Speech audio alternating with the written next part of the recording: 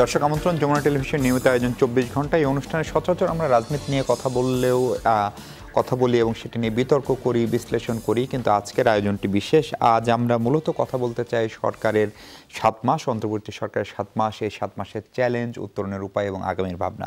সেসব নিয়ে কথা বলার জন্য আপনাদের সঙ্গে আছেন মাহফুজ মিশু এবং আজকে আমার অতিথি গণপ্রজাতন্ত্রী বাংলাদেশ সরকারের অন্তর্বর্তী সরকারের পরিবেশ, বন ও জলবায়ু পরিবর্তন মন্ত্রণালয়ের উপদেষ্টা সৈয়দা রিজওয়ানা হাসান। আপা স্বাগত আপনাকে, কেমন আছেন? ধন্যবাদ, ভালো। আপনি কেমন আছেন? জি ভালো আছে আপা। আপনার কাছে আসলে অনেক প্রশ্ন, বিশেষ করে যে প্রেক্ষাপটে আপনাদের এই সরকারটি দায়িত্ব নিল, সম্ভবত সেই প্রেক্ষাপটের কারণে মানুষের প্রত্যাশার মাত্রাটা অনেক বেশি। সেই সব বিবেচনায় আপনাকে যদি সামগ্রিকভাবে এই 7 মাসে সরকারের সবচেয়ে বড় সফলতার কথা বলি, আপনি কোনটিকে বলবেন? আমি বলবো জন আস্থাটাকে ধরে রাখা। আমি কোনো সেক্টরাল উদাহরণ দিব না, কিন্তু মানুষ যে এখনো আশাটা আমাদের উপরে রেখেছে এবং তারা আমাদের কাছে তাদের অনেক কিছু প্রত্যাশা, এই প্রত্যাশার জায়গাটাতে আমরা যে তাদেরকে হতাশ করছি না, আমরা তাদের কথা শুনছি, তার জন্য তাদের প্রত্যাশাটা একই জায়গাতে আছে। আমি মনে করি একটা সরকারের জন্য এটা একটা অনেক বড় পাওয়া। আর যদি ব্যর্থতার কথা বলেন? ব্যর্থতা তো অনেক জায়গাতে আছে, তবে একটা 7 মাসের সরকারকে, যেটা নিয়মিত সরকার না, যার কোনো দল নেই, যার কোনো কর্মী বাহিনী নেই, যার প্রশাসনে, বিচার বিভাগে কিংবা আইন শৃঙ্খলা বাহিনীতে নিজস্ব লোক নেই, তাকে 7 মাসে জাজ করা এবং ব্যর্থতার কথা বলাটা, এটা আমার মনে হয় যে একটু বেশি আগ বাড়িয়ে বলা যাচ্ছে। তবে মানুষের প্রত্যাশার কোন কোন জায়গা আমরা এখনো সেভাবে পূরণ করতে পারিনি, সেগুলো তো অবশ্যই চিহ্নিত করা যায়। সেই প্রত্যাশা সম্পূর্ণ যৌক্তিক, কিন্তু সেই প্রত্যাশা পূরণের জন্য যে সময়ের প্রয়োজন, সেই সময়টা তো আমরা এখনো পাইনি এবং এক্সস্ট করিনি। তো মানুষের, বা আপনি যদি পত্রপত্রিকা বা সোশ্যাল মিডিয়া দেখেন, মানুষ আইন শৃঙ্খলা নিয়ে একটা টেনশনের কথা বলে। আমি মনে করি যে আইন শৃঙ্খলা নিয়ে মানুষের মধ্যে যে উদ্বেগটা, এটা এখনো কাটেনি, তবে প্রাথমিক পর্যায়ে যেরকম ছিল সেখান থেকে কিন্তু আমরা অনেক দূর এগিয়ে এসেছি। জি আপা, সরকার প্রধান যিনি প্রফেসর ডক্টর ইউনূস, তিনি আসলে গ্লোবালি অ্যাকসেপ্টেড একজন মানুষ এবং সম্ভবত এই একজনের নাম নিয়ে কোনো বিতর্ক হয়নি এইবারের এই সরকারে। এবং তার সঙ্গে পরিবেশ আন্দোলনের কর্মী হিসেবে আপনার আগে থেকে জানাশোনা। অনেকেই মনে করেন যে সৈয়দা রিজওয়ানা হাসান অনেক প্রভাবশালী উপদেষ্টা। আপনি আসলে কতখানি প্রভাবশালী? আপনার মন্ত্রণালয়ের বাইরে গিয়েও কি আপনি অনেক সরকারের কাজ করেন বা নীতি নির্ধারণে ভূমিকা রাখার সুযোগ পান? সরকার তো আসলে একটা টিম ওয়ার্ক।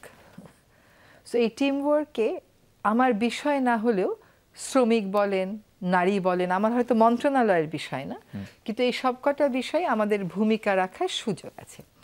যখন জুলাই আগস্টের এই অভ্যুত্থানটা ঘটে, তখন আমার মনে আছে দৈনিক সমকাল আমার একটা সাক্ষাৎকার নিয়েছিল। তখন আমরা জানতামও না যে সরকারের পতন ঘটবে। তখন আমি বলেছিলাম যে আমাদের আসলে যারা রাষ্ট্রের ক্ষমতায় যায়, তারা সবসময় ক্ষমতায় যায়, কিন্তু আসলে যাওয়া উচিত দায়িত্বে। ফলে আপনি যদি প্রভাবের কথা বলেন, আমি ওইভাবে করে জিনিসটা দেখি না, কারণ আমার কখনো মনে হয় নাই যে আমি ক্ষমতায় আছি, আমার মনে হয় যে আমি দায়িত্বে আছি। এবং যেটা জনমানুষের প্রত্যাশার কথা বললেন, বুড়িগঙ্গা নদীকে আজকে পরিষ্কার করে দিতে হবে, ঢাকার বায়ু দূষণ আজকে ঠিক করে দিতে হবে, তো এইগুলো, এই প্রত্যাশাগুলোর একটা চাপ অনুভব করি। আমি মনে করি যে আমি আসলে দায়িত্বেই আছি, দায়িত্বে আছি এটা মনে করি বলেই চাপটা অনুভব করি। যদি মনে করতাম ক্ষমতায় আছি, তাহলে সুগার কোটেড কিছু কথা দিয়ে কিন্তু পার পেয়ে চলে যেতে পারতাম, কিন্তু সেটা আমি করছি না। একটা টিম ওয়ার্কের ব্যাপার আছে। দেখেন, আমরা আসলে সাধারণ একটা সরকারের যেরকম সাইজ হয়, আমাদের কিন্তু সাইজ তার থেকে 3 ভাগের 1 ভাগ। হ্যাঁ, এবং একজন, আমরা অনেকেই একাধিক মন্ত্রণালয়ের দায়িত্বে আছি। আপনি যদি চিন্তা করেন পানি সম্পদ মন্ত্রণালয়, এইটাই যে সামনে বর্ষা আসছে, এই সময় এর যে কাজের চাপ, হ্যাঁ, নদী ভাঙন থেকে নিয়ে শুরু করে বন্যা, আগাম বন্যা, সব কিছুরই একটা পরিকল্পনা করে আমাদেরকে আগাতে থাকতে হয়। কিন্তু প্রভাবশালী কোন অর্থে বলা হয় তো বুঝি না, কারণ আমি আগে যেরকম লাইফস্টাইল ছিলাম সেরকমই আছি। আবার মানে অনেক ক্ষেত্রে সুযোগ সুবিধা কিন্তু জীবনে কমেছে। আগে যে স্বাধীনতাটুকুন ছিল ব্যক্তি পর্যায়ে, সেটা তো নেই বললেই চলে। আপনি কোথাও বেরোবেন মানে হচ্ছে আপনার একজন গাড়ি, একজন নিরাপত্তা প্রহরী, প্লাস আপনার প্রোটোকল নিয়ে আপনাকে বেরোতে হবে। ফলে আমি দেখি যে আমার ব্যক্তিগত স্বাধীনতার জায়গাটা কমে এসেছে। আর প্রভাবের কথা যদি বলেন, দায়িত্ব যেটুকুন নিতে হয় আমি সেটুকুন দায়িত্বই নিয়েছি। কখনো কখনো মনে হয় যে আমি তো আসলে এতটুকু সময় এত কিছু পারবো না, কিন্তু তারপরে আমার মনে হয় যে আমি কাজগুলো শুরু করে দিয়ে যাই। আপা, বিতর্কিত একটা ইস্যু, আপনি 26শে মার্চ স্মৃতিসৌধে শ্রদ্ধা জানাতে গিয়ে বলেছিলেন নির্বাচনের আগে মানুষকে জুলাই বর্বরতার বিচারের কিছু রায় দিয়ে যাওয়ার চেষ্টা করব কোট আনকোট। এই মন্তব্যে বিচার বিভাগে সরকারের হস্তক্ষেপের ইঙ্গিতের সমালোচনা করছেন কেউ কেউ। জুলাই অবরোধের বিচারের কিছু রায় দেওয়ার ব্যাপারে সরকারকে আদৌ কোনো নিশ্চয়তা দিতে পারে, বা আসলে আপনি কি বোঝাতে চেয়েছিলেন? প্রথম কথা কি, এটা তো একটা বিশেষ ট্রাইব্যুনালে বিচারটা হচ্ছে, সেখানে অন্যান্য বিচার কার্যগুলো আসছে না। তারা শুধুমাত্র এই জুলাই আগস্টের অপরাধগুলোর বিচার করবে। সেজন্য অন্যান্য আদালতে বিচার প্রক্রিয়া যেরকম স্লো হয়ে যেতে থাকে, কারণ অন্যান্য আরো অনেক বিষয় এই আদালতে সেটা আসবে না। এই সরকারের তিনটি প্রধান এজেন্ডা, একটা হচ্ছে সংস্কার, একটা হচ্ছে নির্বাচন, একটা হচ্ছে বিচার। এখন আপনি যখন কথা বলেন সবসময় না আপনি টেক্সট বুক দেখে তো কথা বলেন না, যে কোনো কথাতে একটা ভুল ধরা, একটা ছিদ্রান্বেষণ করা, এটা হয়তো কারো কারো অভ্যাস হয়ে গেছে। আমি যেটা বুঝাতে চেয়েছি এবং যেটা বাস্তবতা হচ্ছে, বিচারের প্রতি আমাদের যে অঙ্গীকার, সেখান থেকে আমরা চেষ্টা করব যে বিচারের প্রক্রিয়াটা যেন ত্বরান্বিত হয়, কোনোভাবে বাধাগ্রস্ত না হয়, এবং জনগণ যেন দেখতে পায় যে দোষীরা আসলে শাস্তি পাচ্ছেন। এখন আমি কিন্তু বলিনি আমি রায় দেব, বলা হয়েছে আমরা, মানে সরকারের একটা কমিটমেন্টের জায়গা থেকে এই কথাটা বলা হয়েছে। আরেকটা কথা একটু বলি যে দেশের মানুষের কিন্তু আসলে অনেক ক্ষোভ রয়ে গেছে এই জুলাই আগস্টে এতগুলো হত্যাকাণ্ড। হ্যাঁ, সেই জায়গাটাতে আমি মনে করি যে সরকার একটা রায় হওয়া না হওয়ার ব্যাপারে কিন্তু অনেক পক্ষের ভূমিকা থাকে, বাদী পক্ষের ভূমিকা থাকে, বিবাদী পক্ষের ভূমিকা থাকে। যেমন একটা কথা প্রায়ই বলা হয় না যে নারী আইনে বহু আপনার হয়রানিমূলক মামলা হয়, আবার অন্য পক্ষ দেখবেন, আমরা যখন বেলাতে ছিলাম এবং প্রভাবশালীদের বিরুদ্ধে মামলা করতাম, ওরা মামলাটা নানান কারণে সময় নিতে নিতে ঠিক ঈদের আগের দিন বা বড় বন্ধের আগের দিনই তো তারপরে বলতো মাইলড এটা ঈদের পরে করি বা বড় বন্ধের পরে করি। তো আমি ওইগুলি মিন করেছি যে আসলে বিচার প্রক্রিয়া যেন বাধাগ্রস্ত না হয়, বিলম্বিত না হয়, জনগণ যেন দেখতে পারে যে আসলে এই বিচার কার্য সম্পন্ন হচ্ছে এবং আসলে রায় আসছে, সেখানে প্রভাব খাটানোর তো কিছু আমি দেখতে পাচ্ছি না। জি আপা, এই বিচার প্রক্রিয়া নিয়ে আরেকটা বড় প্রশ্ন হচ্ছে, বিচার প্রক্রিয়াটাকে আসলেও একটু আপনাদের অগ্রাধিকার আছে নাকি এটা একটু স্লো হচ্ছে? আন্তর্জাতিক অপরাধ ট্রাইব্যুনাল হয়েছে, অনেকের অভিযোগ হচ্ছে যে অভিযুক্ত অনেকেই দেশ ছেড়ে চলে গিয়েছেন, ভিজিবল অনেকেও চলে গিয়েছেন, এমনকি আপনার দায়িত্ব নেওয়ার পরেও কেউ কেউ গিয়েছেন, এরকম গুঞ্জন আছে। ফলে সেইটা কি ওই সময়ে প্রশাসন ঠিকমতো কাজ করেনি বা সরকারের উপর আপনাদের নিয়ন্ত্রণ ছিল না, অথবা বিচার নিয়ে আসলে আপনারা কতখানি আন্তরিক? আচ্ছা, আমরা সম্পূর্ণ আন্তরিক। এখন একটা বিষয় কি, আমরা যে দায়িত্বটা নিয়েছিলাম, আপনি একটু চিন্তা করেন 5ই আগস্ট থেকে 8ই আগস্ট দেশে কোনো সরকারই নেই। হ্যাঁ, আমরা শপথ নেওয়ার পরে একটা সরকার হলো, কিন্তু ওই সময় কিন্তু পুরোটা সিস্টেম ভেঙে পড়লো। তার কারণটা হচ্ছে যে এটা তো স্বাভাবিক পালাবদল ছিল না ক্ষমতার। একটা বিক্ষোভের মুখে, গণ আন্দোলনের মুখে একটা স্বৈরাচারী সরকার যে সমস্ত কিছু তার নিয়ন্ত্রণে রেখেছিল, সে পালিয়ে গেল। ওই নিয়ন্ত্রণে থাকা ব্যবস্থাগুলো উপর দিয়ে দেখতে খুব স্মুথ মনে হয়, খুব পলিশ মনে হয়, হঠাৎ করে কিন্তু ওগুলো ভেঙে পড়ে। কারণ যাদের মাধ্যমে সেগুলো নিয়ন্ত্রণ করে তারা আর তখন সিনারিওতে থাকে না। এবং যারা চলে গেছে, যদি আমাকে বলেন যে আমাদের প্রশাসন কাজ করছিল কিনা, সেটা হয়তো করছিল, কিন্তু আমরা দায়িত্ব নিয়ে একটা সম্পূর্ণ অপ্রস্তুত সরকার, আমাদের কমান্ড দেওয়ার যে সুযোগটা সেটাও কিন্তু আমরা পাইনি। আমাদের তো দায়িত্ব নেওয়ার সাথে সাথে একটার পর একটা বিক্ষোভ সামলাতে হয়েছে। আমাদের মধ্যে অনেকে একটা ট্রমার মধ্যে দিয়ে গেছি, বিশেষ করে যারা একটু হলেও ভূমিকা রাখতে পেরেছি প্রত্যক্ষ আন্দোলনে। ফলে পতিত সরকার যে সিস্টেমটা করে দিয়ে গেছিল, সেই সিস্টেমে তার নিজস্ব লোকজন ছিল এবং সেখানে আমরা দেখেছি যে একটা বিপুল সংখ্যক মানুষ চলে গেছে। কিন্তু চলে যাওয়াটাই শেষ কথা না, বিচার কিন্তু ইন অ্যাবসেন্সিয়াও হতে পারে। তাদেরকে আমরা ফেরত না পাই, তাহলে ইন অ্যাবসেন্সিয়া বিচার হবে, অনুপস্থিত থাকার সময়ই বিচার হবে। আমি মনে করি যে বিচারটা নিয়ে আমরা খুবই সিরিয়াস। এই যে আপনি একটা কথা বললেন না, এর সাথে আগের কথাটা মিলান, যে মানুষ চাচ্ছে এক্ষুনি একটা আমরা ফল দেখতে চাই, আমরা এক্ষুনি একটা, এখনো রায় হচ্ছে না কেন, এখনো আদেশ হচ্ছে না কেন, কিন্তু এটা তো একটা প্রক্রিয়া। সেটা বোঝাতেই আমার বলা যে আমরা দেখে যেতে চাইবো যে বিচার হচ্ছে। সবটা হয়তো আমরা শেষ করে যেতে পারবো কিনা তাও জানি না, কিন্তু মানে বিচারের প্রক্রিয়াটা শুরু হোক, মানুষ কিছু বিচার দেখুক, তাহলে পরবর্তী যে সরকার আসবে জনগণের কাছে দায়বদ্ধতার জায়গা কিন্তু বিচারটাও হবে। আপা, এই বিচারের জায়গায় ক্ষমতাচ্যুত প্রধানমন্ত্রী যিনি ভারত পালিয়ে গেছেন বা চলে গেছেন, তাকে ফেরত আসার জন্য আপনার সরকার সেপ্টেম্বরে ফরমালি কূটনৈতিক চ্যানেলে ভারতকে জানায়, যার উত্তর এখন পর্যন্ত পাওয়া যায়নি।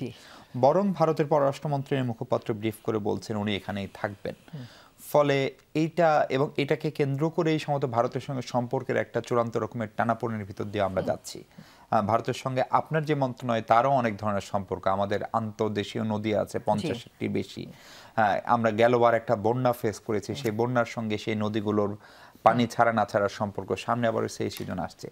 ফলে এই সম্পর্কের টানাপোড়েন আসলে কিভাবে কাটবে বা কাটানোর আদৌ কোনো উদ্যোগ আপনারা নিচ্ছেন কিনা? আমাদের পক্ষ থেকে তো উদ্যোগ নেওয়া হয়েছে। আমাদের পক্ষ থেকে তো মানে আমাদের প্রধান উপদেষ্টা মহোদয় যখন দায়িত্ব গ্রহণ করেন, ভারতের পক্ষ থেকে তাকে অভিনন্দন জানানো হয়েছে। আবার সাম্প্রতিক সময়ে শুনেছি যে ভারত বলেছে যে, যদিও আনুষ্ঠানিক বক্তব্য না এগুলো, যে নির্বাচিত সরকার না আসা পর্যন্ত সম্পর্ক স্বাভাবিক হবে না।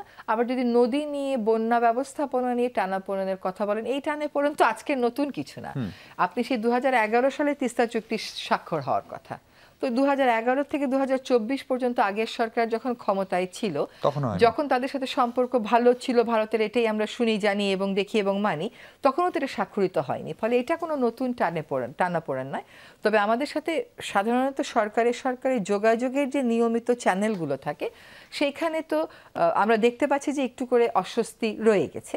কিন্তু তাই জন্য এই না যে আমাদের যা বলার আমরা তা বলছি না, আমাদের যা চাওয়ার আমরা তা চাচ্ছি না। এই মার্চ মাসেই কিন্তু টেকনিক্যাল পর্যায়ের একটা মিটিং হয়ে গেছে, কিন্তু সেই মিটিংয়ে আমরা আমাদের কিছু বাঁধ যেগুলো ভেঙে গেছে গত বন্যায় নোয়াখালীতে, সেগুলো নো ম্যানস ল্যান্ডে কিছু আছে, সেগুলো আমরা মেরামতের কথা বলেছি। সেখানে তারা বলেছে যে তারা আসবেন, উভয় পক্ষ মিলে ওগুলো দেখবেন, দেখার পরে আসলে মেরামত হবে। কিন্তু আমার তো অতটুকুন বসে থাকার সময় নেই, কাজে যেখানে আমি পারছি সেখানে ওই জায়গা থেকে একটু সামনে গিয়ে করছি, কিন্তু বিস্তর একটা জায়গা কিন্তু প্রোটেকশনের বাইরে রয়ে যাচ্ছে। সেজন্য আমরা আমাদের পররাষ্ট্র মন্ত্রণালয়কে চিঠি লিখেছি যে তোমরা ভারতের সাথে কথা বলা শুরু করো, বিকজ এগুলো তো সম্পূর্ণ মানবিক বিষয়। হ্যাঁ, আপনার সাথে কোনো দেশের রাজনৈতিক সম্পর্ক কখনো খুব ভালো যাবে, কখনো অত ভালো যাবে না, কিন্তু প্রতিবেশী দেশের জনগোষ্ঠীর মানবাধিকার আপনি কিভাবে দেখেন, সেটার নিরিখেও কিন্তু ওই দেশের লোকেরা আপনাকে বিচার করবে। মানে আমরা বন্ধুত্বপূর্ণ সম্পর্কের কথা বলি, কিন্তু এটা তো কাজে প্রমাণিত হতে হবে। এই শেখ হাসিনাকে ফেরানোর ব্যাপারে আপনাদের সরকার কতখানি আশাবাদী? আশা ছাড়ার তো আমরা কোনো কারণ দেখি না। আমরা আমাদের মতো লিখেছি এবং তারা আনুষ্ঠানিক কোনো উত্তর না দিয়ে বলেছেন যে উনি ওখানেই থাকবেন। এখন আমাদের আশা ছেড়ে দেওয়ার কোনো কারণ নেই, কিন্তু কথা হচ্ছে যে যদি ওনাকে ফেরত নাও দেওয়া হয় তাহলে বিচারের কি হবে, যেটা আমি আগে উত্তরে বলেছি যে অনুপস্থিত থাকা অবস্থাতেই যেরকম ভাবে বিচার হয় সেরকম ভাবে হবে। আরেকটা বড়, এই সরকার বা ধরেন জুলাই গণঅভ্যুত্থান যখন চলছিল আপনিও রাস্তায় ছিলেন, একটা রাষ্ট্র বিনির্মাণ বা রাষ্ট্র সংস্কারের একটা স্বপ্ন এই বৈষম্য বিরোধী তৎকালীন ছাত্র আন্দোলন যেটা ছিল তারা দেখিয়েছে, এবং তাদেরই পার্ট হিসেবে আপনারা সরকারে এসেছেন। ফলে সেই সংস্কার আসলে কতটুকু হলো এই 7 মাস বা পরের যে 5 মাস বা ধরা যাচ্ছে আরো 7 মাস 10 মাস যদি আপনারা ক্ষমতায় থাকেন, যেমনটা চিফ অ্যাডভাইজার বলেন, কতখানি সংস্কার আসলে হবে? আচ্ছা, আপনি যদি চিন্তা করেন যে আমাদের স্বাধীন দেশ হিসেবে যাত্রা হচ্ছে 53 বৎসরের, এই 53 বৎসরে আমরা কিন্তু সুষ্ঠু নির্বাচনই মানুষকে উপহার দিতে পারিনি। আমাদের সংবিধান সংশোধন করে তত্ত্বাবধায়ক সরকার আনতে হয়েছে, আবার সুষ্ঠু নির্বাচন হবে না বলে আবার সংবিধান সংশোধন করে ওই বিধানটাকে বাতিল করা হয়েছে। কাজে কখনো কিন্তু আমরা একটা মসৃণ যাত্রায় ছিলাম না। সবসময় জনগণের প্রত্যাশার সাথে ক্ষমতায় যারা থাকেন, দেশ যারা পরিচালনা করেন, তাদের কিছু ব্যবধান হলেও ছিল। আমাদের এখানে দুটো বিষয়, একটা হচ্ছে কি নতুন বাংলাদেশ গড়ার একটা স্বপ্ন, আরেকটা হচ্ছে যেই সিস্টেমটা আছে, যে সিস্টেমটা এতটা বছর খুব কমই ডেলিভারি করেছে, সেটাকে ভিত্তি ধরে নতুন বাংলাদেশ গড়ার স্বপ্নের সাথে সামঞ্জস্য করে এগিয়ে যাওয়া। এটা কিন্তু একদম সহজ কাজ না। অনেক সময় বলে একে বদলে দেন না কেন, ওকে বদলে দেন না কেন, অ্যাজ ইফ বদলে দিলেই সব সমস্যার সমাধান হবে, তা তো না। ওরিয়েন্টেশন একটা সার্ভিসের যেরকম, সেটা বস থেকে নিয়ে একেবারে নিচে পর্যন্ত একই রকম ওরিয়েন্টেশন।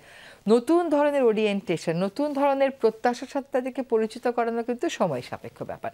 কাজে জনগণের অনেক প্রত্যাশা, এই প্রত্যাশাকে সাথে সামঞ্জস্য রেখে সব ক্ষেত্রে সংস্কার হবে, এটা আমি জোর গলায় বলতে পারছি না, কিন্তু অন্তত 11টা ক্ষেত্রে কোথায় কোথায় সংস্কার হওয়া দরকার, তাই সেই ক্ষেত্রগুলোতে যারা নেতৃস্থানীয় তারা চিহ্নিত করে দিয়েছেন। এই তাদের কাছে কিন্তু বড় বড় রাজনৈতিক দলেরাও তাদের লিখিত মতামত দিয়েছে। এখন ঐক্যমতের একটা কমিশন হচ্ছে। এখন সংস্কার পুরোটাই আমরা করে দিয়ে যেতে পারবো এটা আমি মনে করি না। সংস্কার কিছু আছে যেগুলো রাজনৈতিক মতানৈক্যের প্রয়োজন নাই, সেগুলো যাতে শুরু করে ফেলা যায় সেটা প্রস্তুতি আমরা নিয়েছি। কিন্তু যেগুলোতে রাজনৈতিক মতৈক্যের প্রয়োজন আছে সেইগুলোতে রাজনৈতিক দলগুলো কতটুকুন তাড়াতাড়ি ঐক্যমতে পৌঁছাতে চাইবে সেটাই হচ্ছে বড় বিষয়। তবে আমরা যেহেতু আমাদের একটা সময়সীমা বলেছি, এই সময়সীমার মধ্যে ঐক্যমতের ভিত্তিতে যেটুকুন করা যায় আমরা করে যাওয়ার চেষ্টা করব। আপনি আসার পর আপনি দীর্ঘদিন ধরে পরিবেশ আন্দোলন করেন, পাহাড় কাটা, গাছ রক্ষা, বন রক্ষা নিয়ে আন্দোলন করেছে। আপনি সরকারে আসার পরে আমাদের কাছে মনে হলো পলিথিন বন্ধের একটা যুগান্তকারী সিদ্ধান্ত, যেটি আগেও একবার আগের সরকার নিয়েছিল, পারি না, সেটা আপনি নিলেন। সেইটা বড় বড় শপিং মলগুলো হয়তো এখন পলিথিন ব্যবহার করছে না, কিন্তু বাস্তবিক অর্থে কি পলিথিনের ব্যবহার বন্ধ করতে পারলেন? যদি না পারেন, কেন পারলেন না, সেই প্রশ্নের উত্তর শুনবো। এবং এর সঙ্গে অনেকেই মিলিয়ে ট্রল করে আপনাকে যে পলিথিন বন্ধ করতে পারেননি, নিষিদ্ধ করতে পারেননি, এসছেন আওয়ামী লীগ নিষিদ্ধ করতে। ফলে আওয়ামী লীগ নিষিদ্ধ সরকার কোন প্রক্রিয়ায় আসলে করতে চায় বা আদৌ করতে পারবে কিনা, সেই প্রশ্ন নিয়ে আমরা কথা বলবো। দর্শক, তার আগে একটা বিরতি নিয়ে আমরা কথা বলছি উপদেষ্টা সৈয়দ রিজওয়ানা হাসানের সঙ্গে। দর্শক, স্বাগত। একবার আমরা কথা বলছি উপদেষ্টা সৈয়দ রিজওয়ানা হাসানের সঙ্গে। আপনার প্রশ্ন ছিল পলিথিন নিষিদ্ধ করা কতখানি কার্যকর হলো এবং সেই বাস্তবতায় আওয়ামী লীগ নিষিদ্ধ করার যে উদ্যোগ, সেটাই বা সরকারের পক্ষে কতখানি সম্ভব? আচ্ছা, প্রথম কথা হচ্ছে যে সহজটার আগে উত্তর দিইনি, যে পলিথিন কিন্তু আমরা নিষিদ্ধ করিনি। পলিথিন 2002 সালে নিষিদ্ধ করা হয়েছিল। তারপরে আমাদের একজন পরিবেশ মন্ত্রী ছিল শাহজাহান সিরাজ সাহেব, উনি 4 বছর খালি পলিথিন উৎপাদনের জায়গা বিভিন্ন মার্কেটে রেট দিয়ে দিয়ে এক পর্যায়ে কিন্তু দেশে 2006 সাল নাগাদ পলিথিন প্রায় কমিয়ে এনেছিল। তারপরে পরবর্তী সরকার ওই ব্যাপারে আর কোনো ব্যবস্থা গ্রহণ করেনি। ফলে ওভার দ্য ইয়ার্স এটা মানুষের অভ্যাসে পরিণত হয়েছে। আগে আপনার বাপদাদা যখন বাজারে যেত, আমার বাপদাদা যখন বাজারে যেত, বাজারের ব্যাগটা নিয়ে আসতো, ব্যাগে একটু রক্ত লেগে থাকতো, এসে বলতো ধুয়ে দাও। এখন মানুষ সেই অভ্যাসের জায়গা থেকে সরে এসেছে। পলিথিন যে সুপার শপগুলোতে বন্ধ হলো, এইটাও কি খুব একটা কম কথা? এবং কেন মনে হচ্ছে? কারণ আমরা কিন্তু ইন্টারনালি অনেক চ্যালেঞ্জ ফেস করি। তারা আমাদেরকে চিঠি লেখে যে বিকল্প আমরা দিতে পারছি না, বিকল্পের দাম বেশি, আমাদেরকে আরেকটু সময় দেন। আমরা সময় দিয়ে দিয়ে কিন্তু শপিং মলগুলোতে একটা পর্যায়ে নিয়ে চলে এসেছি, বন্ধ হয়েছে। আমরা এবার পলিথিন এই যে কাঁচা বাজারগুলোতে আছে, সেখানে আমাদের পরিবেশ অধিদপ্তর, মিনিস্ট্রি অফ এনভায়রনমেন্ট থেকে প্রত্যেক শুক্রবারেই লোকে যে বলেছে যে এই 3টা ব্যাগ ব্যবহার করেন। এটা কেবল আইনের প্রয়োগ না, এটা কিন্তু মানুষের একটা মনস্তাত্ত্বিক পরিবর্তনেরও ব্যাপার। দেখেন, আমি আমার একটা ভারতের বন্ধুকে জিজ্ঞেস করেছিলাম যে তোমাদের সরকার যে সিঙ্গেল ইউজ পলিথিন ব্যাগ বন্ধ করলো, এটা কি উৎপাদন হচ্ছে? বলে এটা কেমন করে উৎপাদন হবে? সরকার নিষিদ্ধ করে দিচ্ছে, তারপর তার উৎপাদনের প্রশ্নই নাই। সেখানে আমাদের 2002 সালে নিষিদ্ধ করা হয়েছে, এখনো পর্যন্ত উৎপাদন করেই যাচ্ছে। কাজে এখন 25 বছর যাবত যে উৎপাদন করেই যাচ্ছে, এটাকে আপনি রাতারাতি বন্ধ করতে পারবেন না যতক্ষণ পর্যন্ত না ব্যবসায়ীরাও এগিয়ে আসে। এবং পলিথিন শপিং ব্যাগ বিশ্বের অনেক জায়গাতেই বন্ধ হয়ে গেছে, কিন্তু পুরো যেটা আছে ওটা রিসাইক্লেবল বলে কোনো কোনো দেশে চালু আছে। এখন দেখেন, আমার পরিবেশ অধিদপ্তর থেকে 2বার ওখানে গিয়েছে চকবাজারে, সেখানে তারা কিন্তু আক্রমণের শিকার হয়ে এসছে। তারপরে আমরা পিছু হটিনি, আমরা কাজটা আগাচ্ছি। এখন হাইওয়ে পুলিশ বিভিন্ন জায়গায় পলিথিন শপিং ব্যাগ হাইওয়ে থেকে আটক করছে। ফলে শুধুমাত্র যে সুপার শপিং মলে এটা নিষিদ্ধ হয়েছে তা না। আমি আপনাকে একটা উদাহরণ দিই। হোটেল ইন্টারকন্টিনেন্টালে যাবেন, তারা 2026 সালের মধ্যে সকল একবার ব্যবহার্য প্লাস্টিক থেকে সরে এসে একদম বিকল্প দেবে, এবং তারা কিন্তু পাতার বানানো গ্লাস দিচ্ছে, যেটা ঢাকনা দিচ্ছে, যেটা উপরে থাকবে এবং নিচে থাকবে। এটাই বা কম কেন? ব্র্যাকের মতন একটা বিশ্ববিদ্যালয় ঘোষণা দিয়েছে তারা কতদিনের মধ্যে এটা সিঙ্গেল ইউজ প্লাস্টিক মুক্ত ঘোষণা করবে। আমরা সচিবালয়ে সিঙ্গেল ইউজ প্লাস্টিক মুক্তকরণের কাজ করছি। এবার ঈদে প্রত্যেক লঞ্চগুলোতে, প্রত্যেক লঞ্চ ঘাটে নৌ পুলিশ এবং পরিবেশ অধিদপ্তরের ম্যাজিস্ট্রেটরা থেকে মানুষকে বলছে যে তো আপনারা পলিথিন শপিং ব্যাগ এবং একবার ব্যবহার্য প্লাস্টিক নেবেন না, এবং লঞ্চের মধ্যে পর্যাপ্ত বিন আছে কিনা ওইটাও এনশিওর করা হচ্ছে। কাজে এখানে আইনের প্রয়োগও চলছে, একই সাথে সচেতনতা চলছে।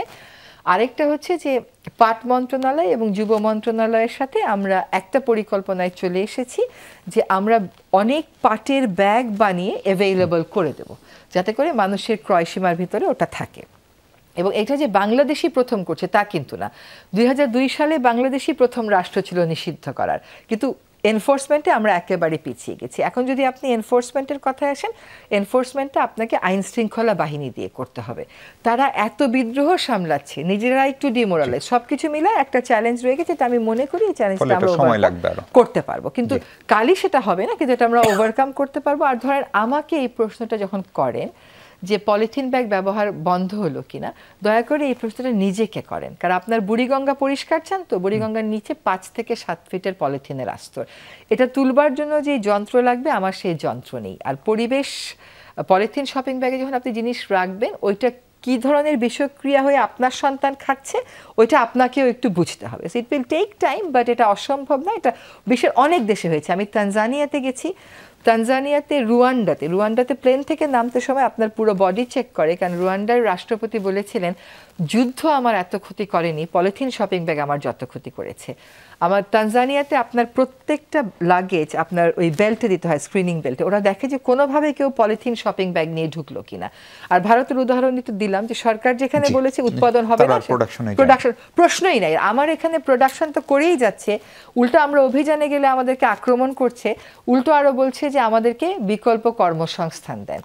হ্যাঁ, এবার একটু আসি আওয়ামী লীগের বিষয়ে। আওয়ামী লীগকে নিষিদ্ধ করা না করার ব্যাপারে আমাদের মাননীয় প্রধান উপদেষ্টা বলেছেন যে উনি ওনার জায়গা থেকে এরকম কোনো কিছুই কখনো পরিকল্পনা করেননি। এখন পরবর্তীতে কি হবে, বিচারিক প্রক্রিয়ায় কি হবে, এগুলোর উপর তো একটু আগে তো প্রশ্ন করলেন যে আমরা প্রভাব খাটাচ্ছি কিনা, সেটা তো আমরা এখানে আমাদের অবস্থান থেকে বলতে পারবো না।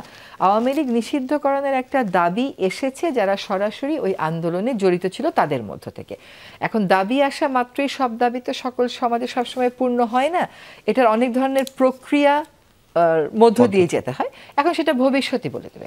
আপনাদের সরকার কি নিরপেক্ষ সরকার? কোন অর্থে নিরপেক্ষ বলেন? মানে ধরেন দল নিরপেক্ষ, বস্তু নিরপেক্ষ, বা আমরা ধরেন অন্তর্বর্তীকালীন সরকার, যেহেতু আপনাদের নিজস্ব কোনো রাজনৈতিক দল ছিল না, হবেও না, অথবা নাই, আমাদের হবে না। হ্যাঁ, যদিও সরকার একজন উপদেষ্টা বেরিয়ে গিয়ে একটা রাজনৈতিক দল তৈরি করেছে, এবং সেই প্রসঙ্গে আপনিও বলেছিলেন যে রাজনীতিতে শেষ বলে কোনো কথা নেই, অন্তর্বর্তী সরকারের অন্যান্য উপদেষ্টা রাজনীতিতে প্রবেশ করবে কিনা তার সময় বলে দিবে। ফলে আপনাকে আসলে নিরপেক্ষ সরকার, ধরেন আমি যদি একটা স্ট্যান্ডার্ড তত্ত্বাবধায়ক সরকার আমাদের দেখার সুযোগ হয়েছে, অথবা 111-এর সময় সেনা সমর্থিত যে তত্ত্বাবধায়ক সরকার সেটা দেখার সুযোগ হয়েছে, সেই পরিপ্রেক্ষিতে অন্যান্য সময় আপনি যে তত্ত্বাবধায়ক সরকার দেখেছেন সে কিন্তু গণ অভ্যুত্থানের মধ্যে আসেনি। একটা সরকার এসেছিল যখন মানে তত্ত্বাবধায়ক সরকারের কারা প্রধান হবে তা নিয়ে যখন অনেক গন্ডগোল হল, প্রথম না 2006 সাথে যে সরকার ছিল, যেটাকে আপনারা সেনা সমর্থিত তত্ত্বাবধায়ক সরকার অনেকেই বলে থাকে। আমাদের সরকারের নেচার কি ওই তত্ত্বাবধায়ক সরকারের সাথে মিলছে? আমরা তো একটা গণ অভ্যুত্থানের ফলে একটা পরিবর্তিত বাংলাদেশের স্বপ্ন নিয়ে আমাদেরকে এখানে বসানো হয়েছে। আপনি যদি এই প্রশ্ন করেন যে আমরা নিরপেক্ষ কিনা, যারা আমাদেরকে বসিয়েছে তাদেরকে এই প্রশ্ন করেন যে ওদেরকে কেন বসিয়েছিলে, ওদেরকে কেন দায়িত্ব নিতে বলছিল, কেন আপনাকে বলে নাই, কেন আমাকে বলেছে? I am sure they have an answer to this. তো আমার ধারণা আমরা দল নিরপেক্ষ এবং বস্তু নিরপেক্ষ বলেই আসলে আমাদেরকে এই দায়িত্বটা দেয়া হয়েছে, এবং এখনো পর্যন্ত কোনো পক্ষপাতিত্ব করেছি এরকম কিন্তু আমার মনে হচ্ছে না। কাজে অন্য তত্ত্বাবধায়ক সরকারের সাথে এই অন্তর্বর্তীকালীন সরকারকে আপনি মিলাতে পারবেন না। অন্য কোনো তত্ত্বাবধায়ক সরকারকে 6 মাসে 300-র মতন বিদ্রোহ দমন তো না, বিদ্রোহ অ্যাড্রেস করতে হয়েছে, আমরা কিন্তু দমন করিনি, সামাল তো দিতে হয়নি। এবং সামাল দিতে হয়েছে এমন সময় যখন আসলে আমাদের হাতে কোনো ঢাল নাই, তলোয়ার নাই, এরকম অবস্থা। হ্যাঁ, ফলে ওইটা মিলবে না। আরেকটা হচ্ছে রাজনীতির ব্যাপারটা হলো, কেউ যদি রাজনীতি করতে চায় সে তো করতেই পারে, আপনি তো সেখানে বাধা দিতে পারেন না, কিন্তু সে তখন এই সরকারের আর অংশ থাকবে না। আরেকটা কথা হচ্ছে যে অন্য সময়ের মতন এইটাকে অত সরলীকরণ করে দেখার কিন্তু কোনো সুযোগ নাই। আপনি যদি যে সদস্য চলে গেলেন আমাদের মধ্য থেকে তার পদত্যাগ পত্রটা পড়েন, সেখানে তিনি স্পষ্ট লিখেছেন যে আমি একটা প্রত্যাশার জায়গা থেকে এই সরকারে এসেছিলাম, সেই প্রত্যাশাটা ফুলফিল করতে আমি মনে করি সরকারে থাকার চাইতে আমার রাস্তা, তার মানে সে তখন একটা পক্ষ বেছে নিল, কিন্তু সরকারে থাকার সময় পক্ষ বেছে নেওয়ার সুযোগ নাই বলেই সে মনে করলো যে আমি রাজপথেই যাই। ফলে আমি মোটামুটি কনফিডেন্ট যে আমরা একেবারেই দল নিরপেক্ষ, এবং আমাদের মধ্যে কোনো বায়াস কাজ করে এমন কোনো এমন কোনো কিছু আমার নজরে আসেনি। এখন কাজ করতে গেলে কোথাও কোথাও ভুল ত্রুটি হতে পারে, সেটা ভিন্ন কথা। জি, নতুন নাহিদ সাহেব বের হয়ে গিয়ে যে দলটি করলেন তাদেরকে অনেকেই রাজার দল বা কিংস পার্টি বলে, আপনিও বিভিন্ন বলেছেন যে তাদের সেটি হওয়ার সম্ভাবনা নেই। এখন প্রশ্ন হচ্ছে যে সেই দলটি যখন তৈরি হলো তখন প্রধান উপদেষ্টার প্রেস সেক্রেটারি কিংবা উপদেষ্টা আসিফ নজরুল সাহেব সহ অনেকেই প্রকাশ্যে তাদেরকে শুভকামনা জানিয়েছেন। কেউ কেউ বলেছেন একদিন হয়তো নাহিদ প্রধানমন্ত্রী হতে পারেন। এগুলো নিয়ে তাদের ব্যাখ্যা হচ্ছে, বিশেষ করে অন্য রাজনৈতিক দলের নেতারা বলেন যে, বিএনপি নেতারা বলেন তারেক সাহেব প্রধানমন্ত্রী হতে পারেন, এটা তো প্রেস সেক্রেটারি বলেন নাই, বা আরেকজন ধরেন নুরুল হক নূর অথবা জোনায়েদ সাকি তাদেরকে বলেন। ফলে এগুলো কি কখনো কখনো এই শুভকামনাও কি সরকারের নিরপেক্ষতাকে প্রশ্নবিদ্ধ করতে পারে? করা উচিত না। তবে আমরা সবকিছু মানে আমি আমাদের দায়িত্বকালীন সময় দেখছি সবকিছুর খুবই চুলচেরা বিশ্লেষণ হচ্ছে, সেটা ভালো, একদিকে ভালো। ওইটা আমরা যখন একটু সীমা অতিক্রম করে ফেলি, it helps us to go back to the point. কাজী এইটা হতে পারে। কিন্তু কিংস পার্টি যে বলেন, আমাকে একটু বলবেন যে who is backing them up, মানে ওদেরকে কারা ব্যাকআপ করছে? আমাদের তো নিজেদের কোনো ব্যাকআপ নেই। ওদেরকে আমরা কেমন করে ব্যাকআপ করব? বরং ওরাই আসলে ওদের আন্দোলনের ফলেই ছাত্র জনতা, সেনাবাহিনী, রাজনৈতিক দলগুলো মিলে ঠিক করেছে যে এই কয়জনকে উপদেষ্টা মণ্ডলীতে রাখা উচিত। এটা কিন্তু ছাত্ররা এককভাবে ঠিক করেনি, দল এককভাবে ঠিক করেনি, সেনাবাহিনী এককভাবে ঠিক করেনি। কিন্তু আমাদের মুশকিল হচ্ছে আমাদের সব কিছুতে একটা তাড়া আছে, তো দেশটাকে একটা নতুন পথে যাত্রার জন্য যে সময়টুকুন দেওয়ার প্রয়োজন, যে স্পেসটুকুন দেওয়ার প্রয়োজন, এটা না দেওয়া হচ্ছে না সেটা আমি বলছি না, কিন্তু প্রত্যেকেরই একটা রাজনৈতিক অডিয়েন্স আছে। সে তার অডিয়েন্সকে অ্যাড্রেস করবার জন্য কিছু কিছু কথা বলে। আমি মনে করি না যে সেটার সাথে নিরপেক্ষতার কোনো সম্পর্ক আছে বলে। জি আপা, বিএনপি দ্রুততম সময়ে নির্বাচন চায় এবং নির্বাচন দেওয়া আপনার সরকারের আসলে অভীষ্ট লক্ষ্য, নিঃসন্দেহে। আপনিও যেটা বলছেন যে আপনাদের 3টা কাজের একটা, তাহলে এবং বিএনপি বলছে তারা যখন সংস্কার প্রস্তাব দিয়েছে তখন এসব কিছু হয়নি, 27 দফা তারপরে 31 দফা হলো। ফলে বিএনপিও সংস্কার চায়, আপনারাও সংস্কার চান, এবং এই সরকারের সঙ্গে বিএনপির বিরোধ থাকার কথা না, কিন্তু আমরা দেখছি ক্রমশ একটা বিরোধ দৃশ্যমান হচ্ছে, এবং সেই বিপরীতে এনসিপির সঙ্গে সরকারের বিরোধ কম। ফলে এই জায়গাটায় বিএনপিকে আসলে আবারও বিরোধী দলের ভূমিকায় যাচ্ছে, অথবা অন্য কেউকে আসলে সরকারি দলের ভূমিকায় কাজ করছে? আমি না আসলে বিরোধ শব্দটা ব্যবহার করতে চাই না। আমি মনে করি কিছু কিছু ক্ষেত্রে মত পার্থক্য থাকতেই পারে, কিন্তু সেটা বিরোধ কোনোভাবেই না। কারণ বিএনপি সহ অন্যান্য রাজনৈতিক দলগুলোর সাথে আমাদের ওয়ার্কিং রিলেশনশিপ খুব ভালো মতন আছে, এবং বিভিন্ন সভা সমিতিতে আপনারা দেখেন, এমনকি সর্বশেষ যে আমাদের জাতিসংঘের মহাসচিব এসেছিলেন সেখানেও বিএনপি এবং অন্যান্য রাজনৈতিক দলেরা গেছেন, ওনার কমিশনের সাথে বৈঠক করেছেন, তারপরে ইফতার পার্টিতে গেছেন। কাজে এটা দূরত্ব বেড়ে যাওয়া, বিরোধ হয়ে যাওয়া আমি এইভাবে দেখি না। মতপার্থক্য থাকতেই পারে, আমরা একটা অবস্থানে থেকে ডেলিভারি দিচ্ছি, আমাদের অডিয়েন্স আর ওনাদের অডিয়েন্সের মধ্যে প্রাইমারিলি মাঝে মধ্যে একটু তফাৎ থাকতেই পারে। আর এনসিপির সাথে অনেক জায়গাতে মিলছে, মানে এনসিপি হয়তো বেশি করে সংস্কারের কথা বলছে, বিএনপি হয়তো বেশি করে বলছে যে আমরা নির্বাচনটা আগে চাই। সেক্ষেত্রে হয়তো আপনার মনে হচ্ছে যে ওদের সাথে বেশি মিলছে, কিন্তু বিএনপিও কিন্তু সংস্কারের কথা বলছে। ফলে মতপার্থক্য মাঝে মধ্যে হতেই পারে, কিন্তু আমি এখনো পর্যন্ত দেখেছি যে বিএনপি যে প্রক্রিয়াটা আমরা শুরু করেছি সেই প্রক্রিয়ার সাথে তারা নিজেদেরকে এঙ্গেজ করেছে। ফলে বিরোধ এই শব্দটা আমি ব্যবহার করব না। জি জি আপা, একটা ছোট উদাহরণ, সেটা হচ্ছে যে ধরেন নোয়াখালীর রামগতিতে একটা এলাকায় 36টা ইট ভাটা, আপনি বলেছিলেন এতগুলা ভাটার অনুমোদন কিভাবে হলো, এতদিন কিভাবে চললো, সেই সব জবাব আপনি চেয়েছিলেন। এর জবাব কি পেয়েছেন? এবং একই সাথে আমাদের নদীগুলো উদ্ধারের বিষয়ে আপা সুনির্দিষ্ট কোনো কর্ম পরিকল্পনা বা রূপরেখা অন্তত দিয়ে যেতে পারবেন? 36টা ইট ভাটা না, 53টা ইট ভাটা। আচ্ছা, এই 53টা ইট ভাটার মধ্যে 36টার ক্ষেত্রে কোর্টের থেকে কোনো আদেশ নেই, বাকিগুলোর থেকে কোর্টের থেকে স্ট্যাটাস কোর আদেশ আছে। এখন আমার ম্যাজিস্ট্রেটের সংখ্যা হচ্ছে 6 জন। এই 6 জন ম্যাজিস্ট্রেটকে, 6 জনের থেকে 2 জনকে আমি পাঠিয়েছি, 3 বার পাঠিয়েছি। কিছু কিছু ইটভাটা ভেঙে দিয়েছে। আগে চিমনি ভাঙলে আমরা বলতাম যে ইটভাটাটা ভাঙ্গা হয়ে গেছে, এখন চিমনি ভাঙলেও দেখা যায় পাশে একটা চিমনি বানিয়ে রাখে, 2 দিন পরে ওটা চালু করে দেয়। এটা যে পরিবেশ অধিদপ্তর এককভাবে পারবে তা না, আমরা জেলা প্রশাসন এবং ইউএনওর সাথে কথা বলে যৌথ টিমও কিন্তু পাঠিয়েছি। কিন্তু এটা স্বীকার করতে কোনোই দ্বিধা নেই যে আপনি পার্বত্য অঞ্চল বলেন এবং রামগতি বলেন, সেনবাগেও এরকম একই অবস্থা। আমরা সকল ইটভাটা ভেঙে বা কার্যকরভাবে ওগুলো বন্ধ করতে পারিনি, কিন্তু যেটা পারিনি এইবারের অভিযানগুলো থেকে সেই শিক্ষাটা নিয়ে পরের বার আমরা আশা করি সফল হব।